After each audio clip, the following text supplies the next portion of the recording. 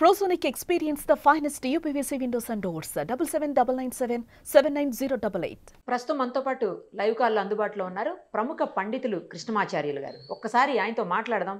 తిరుపతిలో శివుడు కళ్ళు తెరిచాడు, ఇంకా కలియుగం అంతమైపోతుంది అని చెప్పేసి ఇది అశుభ సూచకం అని కొంతమంది మాట్లాడుతున్నారు. గురువుగారు ఏం చెప్తారో చూద్దాం. అసలు నిజంగానే శివుడు కళ్ళు తెరిచాడా లేకపోతే ఇదంతా కల్పితమా అన్నీ ఆయన మాటలోనే వినేద్దాం.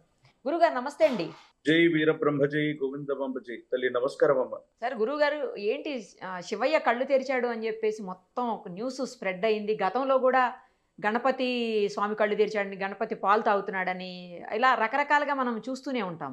ఇది కూడా అలాంటిదేనా లేకపోతే నిజంగానే శివయ్య కళ్ళు తెరవటం అనేది జరిగిందా? ఇది గనక నిజమైతే కలియుగం అంతమైపోతుంది, ఇది అశుభ సూచకం అని చెప్పేసి కొంతమంది మాట్లాడుతున్నారు. మీరేమంటారు? అసలు అది కొంతమంది ఏమో పసుపు అలా కళ్ళలాగా పెట్టారు, అది రియల్గా ఆయన ఏం కళ్ళు తెరవలేదని కొంతమంది మాట్లాడుతున్నారు. మీరేమంటారు? ఒక వ్యక్తి యొక్క భూత భవిత వర్ధమానాలు తెలియజేసే జ్యోతిష్ శాస్త్రం చాలా అద్భుతమైతే, ఓ వ్యక్తి, ఓ వ్యవస్థ, ఓ రాష్ట్రం, ఓ దేశం యావత్ ప్రపంచ భవితని ముందుగానే ఊహిస్తే, కాలచక్రంతో సహా వివరించగలిగితే అటువంటి అద్భుతమైన ఫలితాలు చెప్పగలిగిన మహనీయులు, అవతార పురుషులు శ్రీమద్ విరాట్ పోతులూరి వీరబ్రహ్మేంద్ర స్వాముల వారు. ప్రపంచంలో ఎక్కడ ఏ వింత జరిగినా, ఏ విచిత్రం సంభవించినా, ఏ సంభ్రమ ఆశ్చర్యాలకు మనం లోనైనా వెంటనే చెప్తాం, బ్రహ్మం గారు కాలజ్ఞానంలో చెప్పారు, ఇలా జరుగుతోందని అంటూ ఉంటాం, వింటూ ఉంటాం. నిన్న జరిగినటువంటి ఈ సంఘటన మనందరినీ కూడా ఈ వింత విశేషం ఎందుకు జరిగింది, వీరబ్రహ్మేంద్ర స్వాముల వారు సాంద్ర సింధు వేద్యమైనటువంటి కాలజ్ఞానంలో చెప్పినట్టుగా ఏవైనా జరగబోతుందా, నిజంగా కలియుగాంతానికి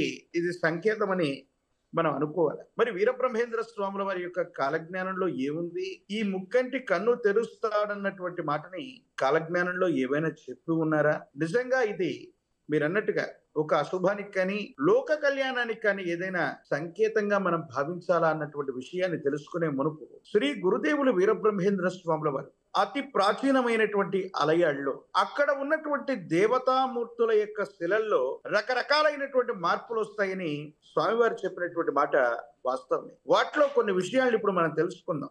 లేపాక్షి బసవన్న రంకెలేసేను, యాగంటి బసవన్న అంతకు పెరిగేను, శ్రీశైల బసవన్న శివుడాజ్ఞ కోరేను, సిరివెళ్ళ ఆంజనేయుడు నిజరూపు చూపేను, తిరువళ్ళూరు వీర రాఘస్వామి విగ్రహము నుండి వింతైన నవ్వు నవ్వేను, కంచి కామాక్షమ్మ బిరబిరా తిరగేను, మధుర మీనాక్షమ్మ మనుజులతో మాటలాడు, వెంకటేశ్వరుడి గర్భగుడిలో వేయి వింతలు పుట్లు, శ్రీకాళహస్తీశ్వరుడి గర్భగుడిలో కంఠమున లింగములుండేటి పాములే తిరిగేను.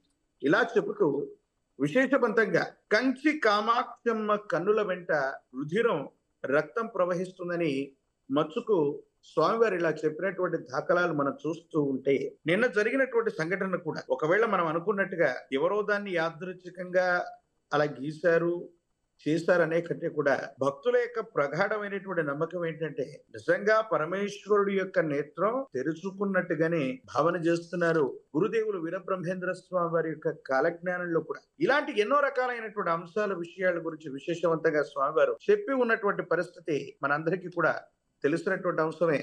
మనం అనుకుంటున్నాం నిజంగానే ముక్కంటి కన్ను తెరిచారు, ఇలాగ జరగటం ఇదే మొదటిసారా? ముక్కంటి కన్ను తెరవటం, పరమేశ్వరుడి యొక్క నేత్రం తెరవటం ఇదే మొదటిసారి అంటే కాదు. 2004లో ఇలాంటి సంఘటనలు కొన్ని జరిగాయి. 2021లో ఇలాంటి సంఘటన జరిగింది. కేరళలోని గోకాక్ అన్నటువంటి ఒక విశేషవంతమైనటువంటి గ్రామంలోని శివాలయంలో ఇలాంటి సంఘటనలు జరిగినట్టుగా మనకు సోషల్ మీడియాలో కూడా సమాచారం ఉంది. 2023 జూన్ మాసంలో శ్రీకాళహస్తీశ్వర ప్రాంగణంలో మనందరికీ కూడా బాగా తెలుసు, జ్ఞాన ప్రసూనాంబ సమేత శ్రీకాళహస్తీశ్వర స్వామి వారి యొక్క వైభవం మనందరికీ కూడా తెలుసు. భక్త కన్నప్ప తన నేత్రాన్ని సమర్పించాడన్నటువంటి వృత్తాంతం కలిగినటువంటి మహోన్నతమైనటువంటి ఆలయ ప్రాంగణం శ్రీకాళహస్తిలోని ఒక్క శివాలయంలో కూడా ఇలాంటి సంఘటనే 2023 జూన్ మాసంలో జరిగినట్టుగా సమాచారం ఉంది. మళ్ళీ తిరుపతిలో నిన్న గాంధీనగర్ లోని 2023లోనే ఏర్పాటు చేయబడినటువంటి నూతనంగా ప్రతిష్టాది క్రతువు గావించబడ్డటువంటి ఆలయం. కాకపోతే ఇక్కడ ఏంటంటే, ఇక్కడ ఉన్న వృత్తాంతం ఏంటంటే, రామేశ్వరం నుండి మృత్తికని, జలాలని, కొన్ని విశేషవంతమైనటువంటి దైవికమైనటువంటి వస్తువుల్ని తీసుకొచ్చి ఈ ఆలయ ప్రాంగణాన్ని ప్రతిష్టాది క్రతువు చేసినట్టుగా అక్కడ ఉన్నటువంటి భక్తులు ప్రత్యేకించి ఆలయ నిర్మాణంలో ఉన్నటువంటి కమిటీ సభ్యులు కొంతమంది తెలియజేశారన్నటువంటి విషయాన్ని కూడా మనం వింటూ ఉన్నాం. నిజంగానే వింతలు విశేషాలు విచిత్రవంతమైనటువంటి స్థితిగతులు రావడానికి గల కారణం ఏంటంటే గురుదేవుల కాలజ్ఞానంలో సుస్పష్టంగా చెప్పారు. చాలా మంది అంటున్నారు కృష్ణమాచార్య వింతలు విశేషాలు ప్రత్యేకించి కాలజ్ఞానాన్ని చెప్పి విశ్వ ప్రళయం రాబోతుంది అన్నటువంటి అంశాన్ని ముందుగానే చెప్పి భయాందోళన కలిగిస్తున్నాడని. ఇది నా యొక్క సొంత అభిప్రాయం కానే కాదు. గురుదేవులు వీరబ్రహ్మేంద్ర స్వాముల వారు చెప్పిన కాలజ్ఞానాన్ని అనుసరించి ప్రకృతిలో గనక వింతలు విశేషాలు చోటు చేసుకోబోతున్నాయంటే సమీపమైనటువంటి భవిష్యత్తులో ఏవైనా ప్రకృతి భీభత్సాలు రాబోతున్నటువంటి తరుణానికి ఇవి నాంది ప్రస్తావన. అలాగే దాని వెనక లోక కళ్యాణం ఉంటుంది. అలాగే ఇలాంటి సంఘటనల నేపథ్యంలో కేరళకు సంబంధించినటువంటి చోట గోకాక్ లో జరిగినటువంటి ఇలాంటి ఇన్సిడెంట్ లో అంటే శివుడు కన్ను తెరిచినటువంటి తర్వాత విపరీతమైనటువంటి ఫ్లడ్స్ వచ్చినటువంటి దాఖలాలని మనం చూస్తాం. అలాగే 2021లో ప్రపంచం మొత్తం కూడా ఒక పాండమిక్ సిచ్యుయేషన్ లో ఉన్నటువంటి తరుణంలో కరోనా వల్ల తీవ్రంగా ఆ మహమ్మారి బారిన పడి వందలు వేలు కాదు లక్షల సంఖ్యలో ప్రాణాలు కోల్పోతున్నటువంటి తరుణంలో పరమేశ్వరుడు కంటిని తెరిచి ఆ ముక్కంటి తాను గరళాన్ని స్వీకరించి మనల్ని అందరినీ కూడా సంరక్షించాడని మనం నమ్ముతున్నాం. అంటే అలాంటి ఒక విపత్తు, ఆ విపత్తు వెనక లోక కళ్యాణం, ఈ రెండు జరగబోతున్నాయి అన్నటువంటి విషయాన్ని జగద్గురు శ్రీమద్ విరాట్ పోతులూరి వీరబ్రహ్మేంద్ర స్వాముల వారి యొక్క విశేషవంతమైనటువంటి ఉపాసకుడిగా నేను బలంగా విశ్వసిస్తున్నాను. కేవలం ఇదొక్కటే కాదు, కలియుగంలో 5000 గడిచినటువంటి మీదట పంచాంగములు పనికి మాలిన వైపోవు, నవగ్రహంబుల నడక మారేనని గురుదేవులు చెప్తే ఈనాడు క్రీస్తు శకం 2025వ సంవత్సరంలో మనమున్నాం. కలియుగంలో 5125 సంవత్సరాలు మనం ఎప్పుడో పురస్కరించుకున్నాం. అంటే గురుదేవులు చెప్పినటువంటి లెక్క ప్రకారంగా ఇంకా 125 సంవత్సరాలు ఎప్పుడో గడిచిపోయాయి. ఇంకా ఎన్నో వింతలు విశేషాలు ఖగోళ వింతలు కూడా రాబోతూ ఉన్నాయి. ఒక్కొక్క వింత జరుగుతూ ఉంది అంటే సమీపమైనటువంటి భవిష్యత్తులో ఈ ప్రకృతిలో భీభత్సకరమైనటువంటి పరిస్థితులు రాబోతున్నాయి.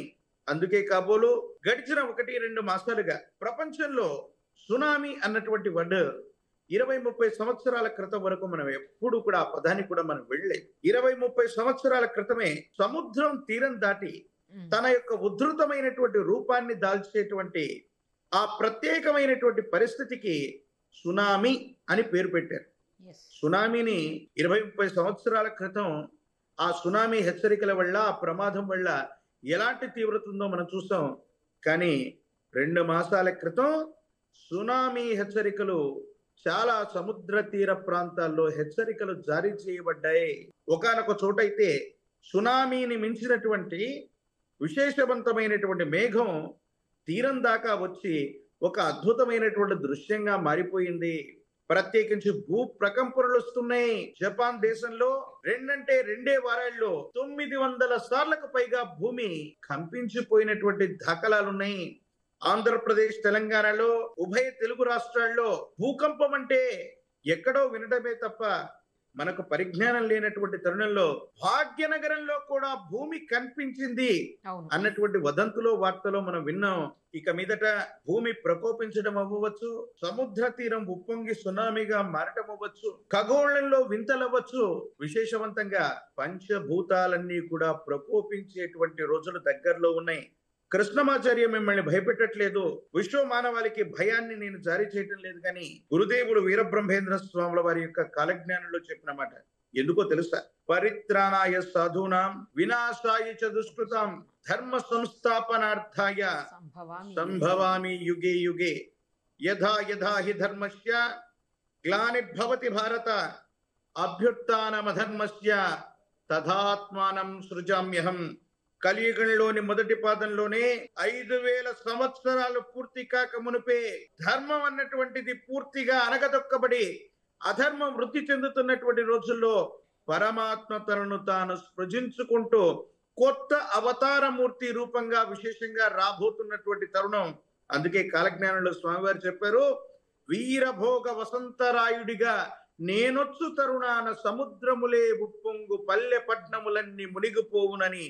ఇలాంటి ప్రకృతి భీభత్సకరమైనటువంటి పరిస్థితుల్లో పాపులందరూ కూడా విశేషవంతంగా నిష్క్రమించడానికి, సజ్జనులందరినీ కూడా సంరక్షించడానికి పరమాత్మ ఈ ప్రకృతి విపత్తులని జారీ చేసే ముందు అదే కొన్ని నేను అదే రకాలైనటువంటి అందుకే వింతలు అన్నాను విశేషాలు స్వామి. వస్తాయి. ఏమంటే ఇది అశుభ సూచికమా లేదా శుభ సూచికమా, ఏం జరగబోతుంది అనేది అందుకే అన్నాను ఆ మాట నేను అమ్మ అందుకనే స్వామి.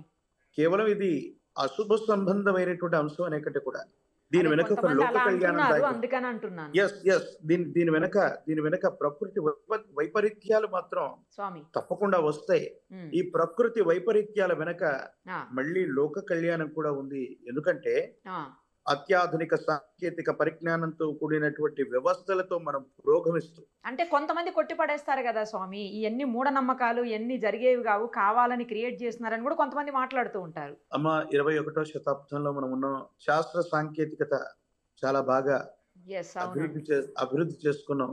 అవును, మరి 4 సంవత్సరాల క్రితం కరోనా లాంటి మహమ్మారి వస్తే అందరికి మనం అందించినటువంటి ట్రీట్మెంట్ అవును, ఏమిటి? అవును స్వామి, కరెక్ట్ మీరు చెప్పింది. స్వామివారు చెప్పినటువంటి కాలజ్ఞానాలు అందరు చెప్పారు. అవును, మరి ఇలాంటి విషయాలు బ్రహ్మం గారు కాలజ్ఞానంలో ముందే చెప్పి ఉంటే వాటికి సంబంధించినటువంటి పరిహారం చెప్పలేదా అని ఉమ్, మచ్చుకు ఒక చిన్న ఉదాహరణ చెప్తాను. విశేషవంతంగా కరోనా ఎక్కడి నుంచి వచ్చిందంటే ఈశాన్య భారతదేశానికి ఈశాన్య దిక్కు నుండి చైనా నుండి వచ్చింది. ఈశాన్య దిక్కు నుండి విషగాలి వీచేను లక్షలాది జనులు చచ్చేరయ్య. ఓకే, కోరంకి అను జబ్బు 1,00,00,000 మందికి తగిలి కోడిలాగా తూగి సచ్చేరయ్య. కోటి అంటే అర్థం ఏంటి? 100 లక్షలు అనుకుంటాం. కోటి అంటే అర్థం ఏంటంటే అనంతం, అంటే లెక్కలేదు. అలాగే కోడిలాగే తూగి చచ్చిపోతారన్నారు. ఎందుకన్నారో తెలుసా?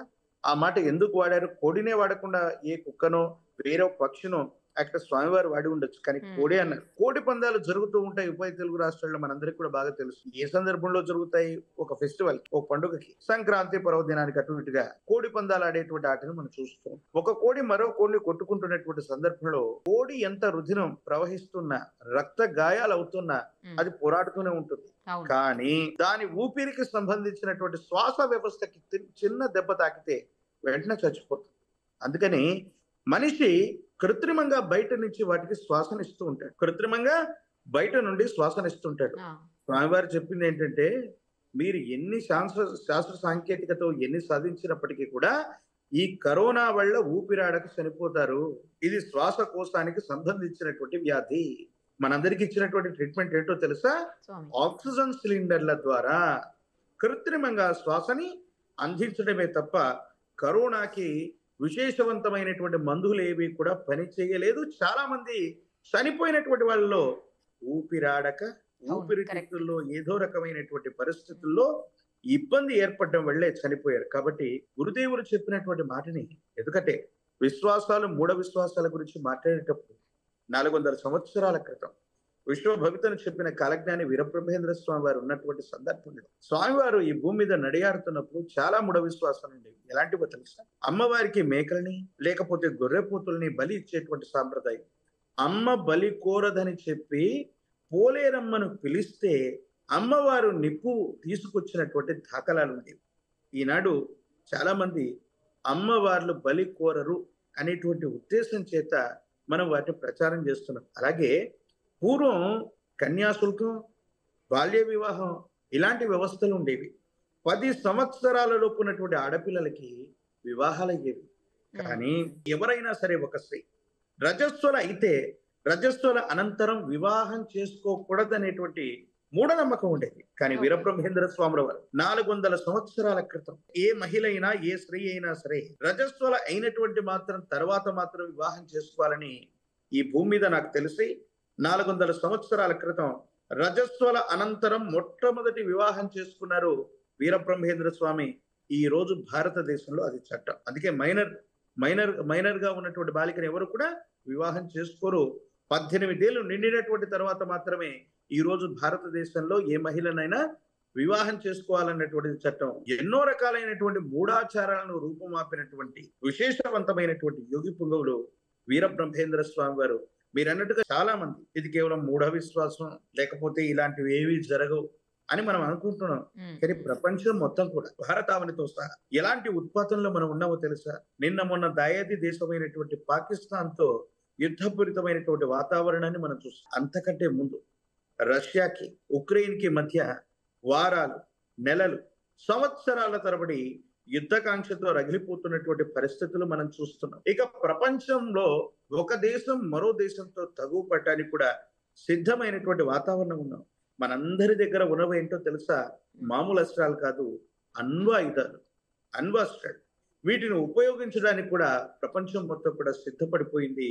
ఇది 3వ ప్రపంచ యుద్ధానికి నాంది ప్రస్తావన కాబోతుంది. అంటే విశ్వాసము, మూఢ విశ్వాసం అన్నటువంటి విషయాన్ని కనుక మనం పక్కన పెట్టి వర్తమాన ప్రపంచంలో ఇలాంటి బీభత్సకరమైనటువంటి పరిస్థితులు రావడానికి, ప్రకృతి ప్రకోపించడానికి ఎన్నో రకాలైనటువంటి అస్త్రశస్త్రాలని మనం తయారు చేసుకున్నాం.